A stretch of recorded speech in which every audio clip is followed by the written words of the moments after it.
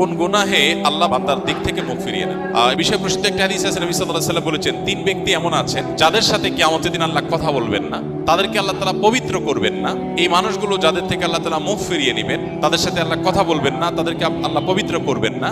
সেই মানুষগুলোর মধ্যে একজন হলেন ওই পুরুষ, যে পুরুষ টাকনুর নিচে পোশাক পরে। পোশাক পরে বলতে যে পোশাক উপরের দিক থেকে যায় সেটা টাকনুর নিচে পরে, প্যান্ট, পাজামা, চাদর, লুঙ্গি, জুব্বা, জামা, এগুলো। মোজা যেটা থাকেই নিচে, নিচ দিক থেকে পরা হয়, ওইটার কথা ভিন্ন। তো এই যে মুসবিল যে ব্যক্তি টাকনুর নিচে প্যান্ট, পাজামা, লুঙ্গি ইত্যাদি পরে, এই ব্যক্তি তার সাথে আল্লাহ কিয়ামতের দিন কথাও বলবেন না এবং তার দিকে আল্লাহ তাকাবেনও না, তাকে আল্লাহ পবিত্রও করবেন না।